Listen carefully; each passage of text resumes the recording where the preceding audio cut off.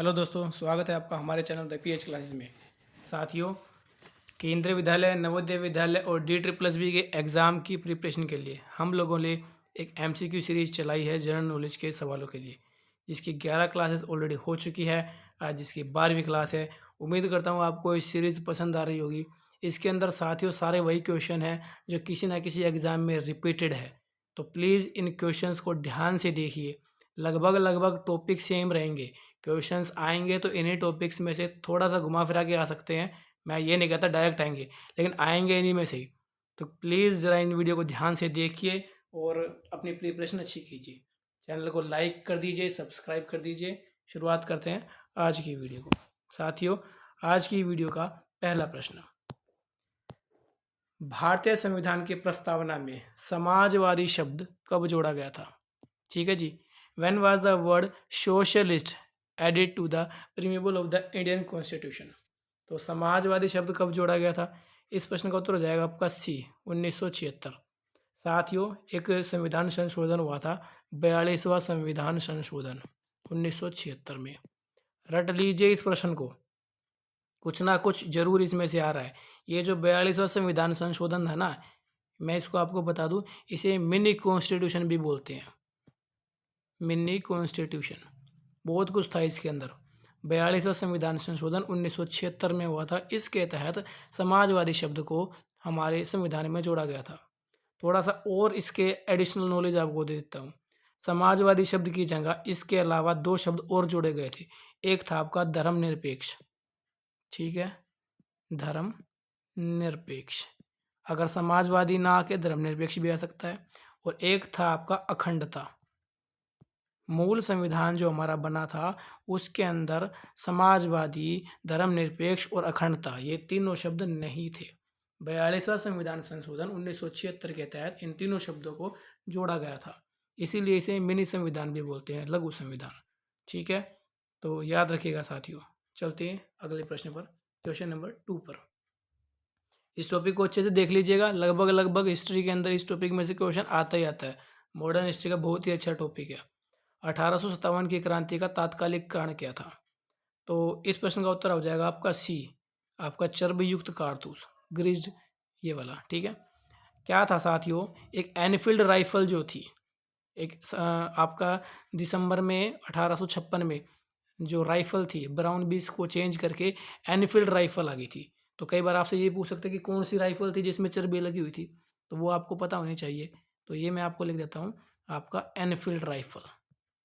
ठीक है, एक एनफील्ड राइफल जो थी वो नई आई थी, जिससे कहा गया था कि इस पे गाय और सूअर की चर्बी लगी हुई है। इसके विरोध में ये क्रांति शुरू हुई थी। ठीक है, सबसे पहले बैरकपुर में, यहाँ पर मंगल पांडे आप लोगों ने जरूर सुना होगा। ठीक है, मंगल पांडे ने इसका विरोध किया था। कब किया था, ये डेट याद रखना, 29 मार्च को। 29 मार्च 1857 को इसका विरोध किया था और 8 अप्रैल को उन्हें फांसी भी दे दी गई थी। क्रांति तो बाद में शुरू हुई थी 10 मई को। 10 मई को 1857 को क्रांति तो बाद में शुरू हुई थी मेरठ से। उससे पहले ये कहानी हो चुकी थी चर्बीगढ़ी। ठीक है, चलिए आगे चलते हैं प्रश्न नंबर 3 पर। लोकसभा का कार्यकाल कितने वर्ष का होता है? जो लोकसभा का कार्यकाल है साथियों, वो आपका 5 वर्ष का होता है। तीसरे प्रश्न का उत्तर आपका बी हो जाएगा। ठीक है, लोकसभा का कार्यकाल वैसे तो 5 सालों का होता है। ठीक है, लेकिन मैं आपको बता दूं, लोकसभा एक अस्थायी सदन है, निचला सदन है, इसे भंग किया जा सकता है। याद रखना दोस्तों, इसे भंग किया जा सकता है। ठीक है, कभी भी सरकार गिर सकती है, श्योरिटी नहीं है, तो याद रखिएगा। चलिए आगे चलते हैं प्रश्न नंबर 4 पर। भारत में प्रत्यक्ष करों का प्रशासन कौन करता है? ठीक है, which body administers direct taxes in India? तो जब भी डायरेक्ट टैक्स आ जाए ना, तो इस प्रश्न का उत्तर आपका CBDT हो जाएगा। CBDT जो है। ठीक है, अभी CBDT क्या है, तो इसकी फुल फॉर्म कई बार पेपर में आती है, इसीलिए ये प्रश्न को मैंने ऐड किया है। इसकी फुल फॉर्म होती है आपकी central board of direct taxes. ठीक है, central board of direct taxes. इस प्रश्न का उत्तर आपका CBDT हो जाएगा। चलिए आगे चलते हैं प्रश्न नंबर 5 पर। भारत में मानसून का आगमन सबसे पहले कहाँ होता है? तो साथियों इस प्रश्न का उत्तर आपका बी, केरल हो जाएगा। ठीक है, केरल के अंदर लगभग लगभग 1 जून को मानसून आ जाता है। ठीक है, थोड़ा सा और एडिशनल जानकारी देता हूँ। अगर इस प्रश्न के अंदर अंडमान निकोबार ऑप्शन में होता तो साथियों आप लगाते इसका उत्तर अंडमान निकोबार। लेकिन अब आप पूछोगे कि सर सबसे पहले तो केरल के अंदर ही आता है। देखो साथियों, भारत में मानसून का आगमन ना सबसे पहले अंडमान निकोबार द्वीप समूह में होता है। ठीक है, क्योंकि मुख्य तौर पे जो भूमि वाला एरिया है वो हमारा केरल से शुरू होता है, इसीलिए हम इसका उत्तर केरल लगा देते हैं। ठीक है, वैसे केरल में शुरुआत होता है क्योंकि भूमि भारत की केरल से ही स्टार्ट होती है। अंडमान जो निकोबार है वो एक द्वीप समूह है, समुद्र से घिरा हुआ, तो उसे लगभग लगभग उसमें भूमि क्षेत्र में काउंट नहीं किया जाता। ठीक है, चलिए आगे चलते हैं प्रश्न नंबर 6 पर। मानव शरीर में हीमोग्लोबिन का मुख्य कार्य क्या है? What is the main function of haemoglobin? Haemoglobin का मेन काम क्या होता है भाई? इस प्रश्न का उत्तर आपका बी हो जाएगा, ट्रांसपोर्ट ऑफ ऑक्सीजन, ऑक्सीजन का वहन। हीमोग्लोबिन का काम जो होता है ऑक्सीजन को ट्रांसपोर्ट करना होता है शरीर के अंदर। चलिए आगे चलते हैं प्रश्न नंबर 7 पर। भारत में नई आपराधिक संहिताएं कितनी लागू की गई है? तो इस प्रश्न का उत्तर हो जाएगा आपका 3, बी हो जाएगा 3। ठीक है, आपकी पहले आप लोगों ने सुना होगा एक आईपीसी धारा होती थी, एक आपकी सीआरपीसी धारा होती थी। ठीक है, और एक आपकी भारतीय साक्ष्य अधिनियम होता था। ठीक है, भारतीय साक्ष्य अधिनियम। ठीक है, इन तीनों को ही चेंज करके अब क्या कर दिया है, एक आ गई है आपकी बीएनएस। ठीक है, भारतीय न्याय संहिता। एक आ गई आपकी बीएनएसएस, भारतीय नागरिक सुरक्षा संहिता। और एक आ गई आपकी बीएसए, भारतीय साक्ष्य अधिनियम। ठीक है, ये 3 जो हैं ये नए आ गए हैं, याद रखिएगा। चलिए आगे चलते हैं प्रश्न नंबर 8 पर। सविनय अवज्ञा आंदोलन किस वर्ष प्रारंभ हुआ था? साथियों मैंने अपनी पिछली वीडियो में भी आपको बताया था कि महात्मा गांधी जी के द्वारा भारत में बहुत सारे आंदोलन किए गए थे। चंपारण में, जो बिहार में चंपारण है, 1917 में इसकी शुरुआत हुई थी। उसके बाद खेड़ा मिल मजदूर, अहमदाबाद मिल मजदूर में, इसके अलावा और भी कई आंदोलन हुए थे।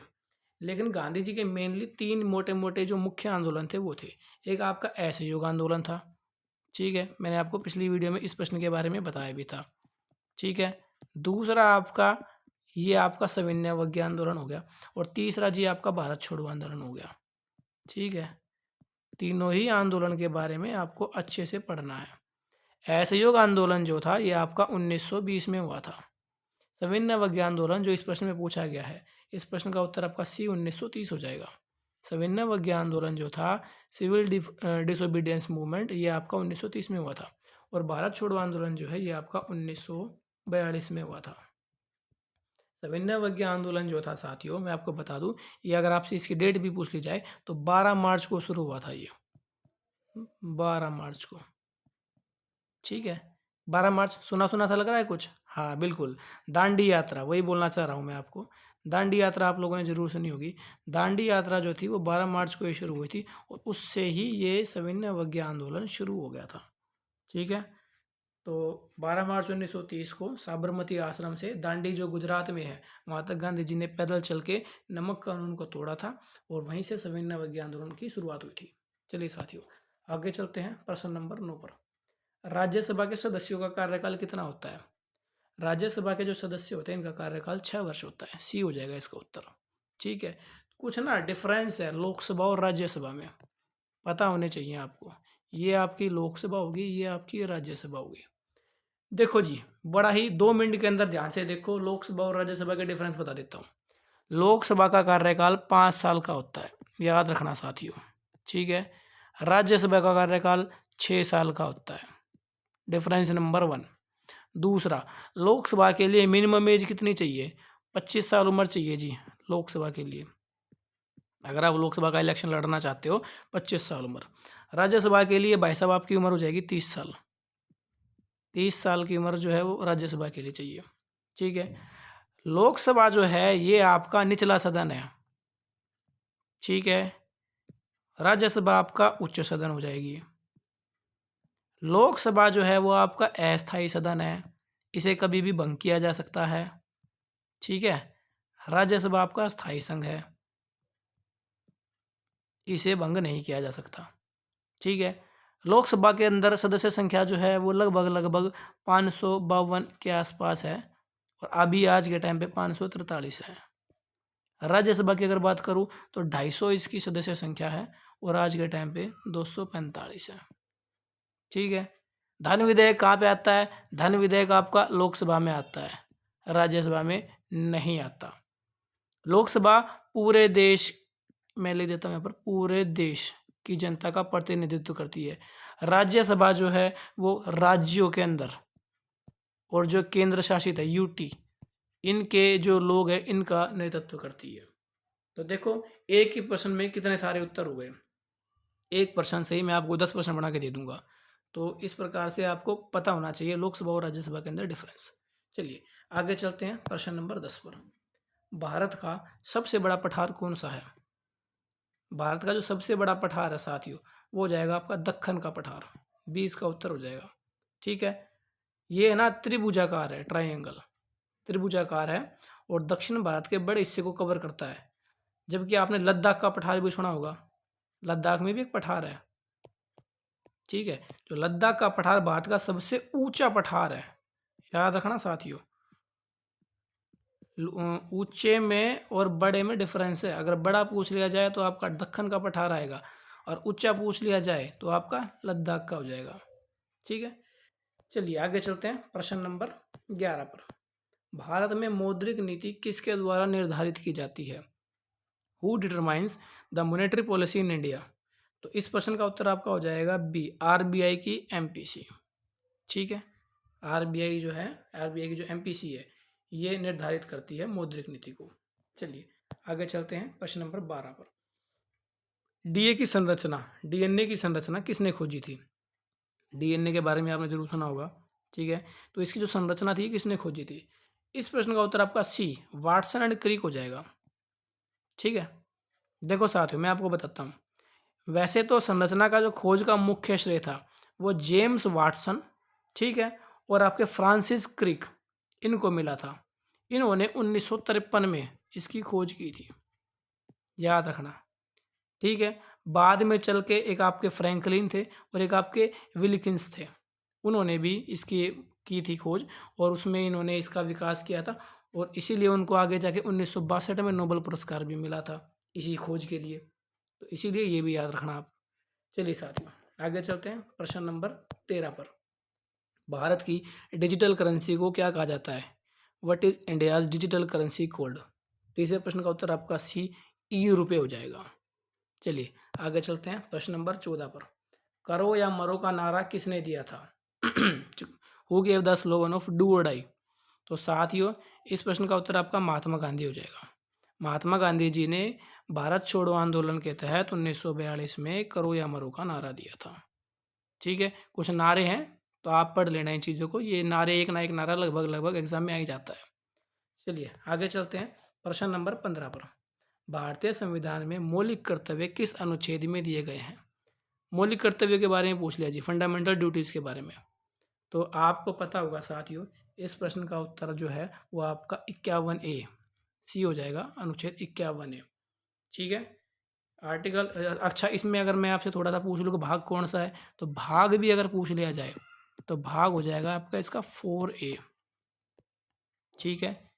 लिए कहाँ से गए थे? रूस से लिए गए थे जी, सोवियत संघ जिसको बोलते हैं, वहाँ से लिए गए थे। हैं कितने जी? आज के टाइम पे 11 हैं। पहले कितने थे? पहले थे जी 10। ठीक है। पहले 10 थे। कब जोड़े गए थे ये 10? वही मिनी संविधान जो हमने पहले प्रश्न में पढ़ा, 42वां संविधान संशोधन 1976 के तहत मौलिक कर्तव्यों को जोड़ा गया है। 10 मौलिक कर्तव्य। 11वां मौलिक कर्तव्य अब 11 हो गए। 11वां मौलिक कर्तव्य कहाँ से आ गया जी? अब ये आ गया आपका 86वां संविधान संशोधन 2002 में, जिसमें कहा गया है कि 6 से 14 साल के बच्चे जो हैं सभी को शिक्षा का अधिकार है, और माता पिता का ये जिम्मेदारी है कि वो अपने 6 से 14 साल के सभी बच्चों को शिक्षा जो है वो अनिवार्य रूप से दे। चलिए आगे चलते हैं प्रश्न नंबर 16 पर। भारत का सबसे लंबा राष्ट्रीय राजमार्ग कौन सा है? Which is the longest national highway in India? Longest पूछा है भाई। इस प्रश्न का उत्तर जो है आपका बी NH44 NH44 हो जाएगा। भारत का सबसे लंबा राष्ट्रीय मार्ग जो है वो NH44 है, जो कि देखो आप मैप भी देख रहे हो कहाँ से आपका यहाँ से लेके यहाँ तक चल रहा है। ठीक है, ये आपका श्रीनगर जम्मू और कश्मीर से शुरू होता है और वहाँ से चलते चलते कन्याकुमारी तमिलनाडु तक जाता है।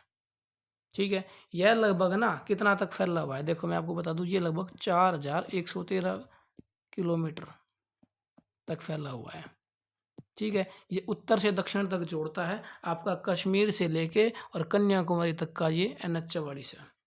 चलिए आगे चलते हैं प्रश्न नंबर 17 पर। रेपो दर किसके द्वारा निर्धारित की जाती है? Who decide the repo rate in India? 17वें प्रश्न का उत्तर आपका सी RBI हो जाएगा।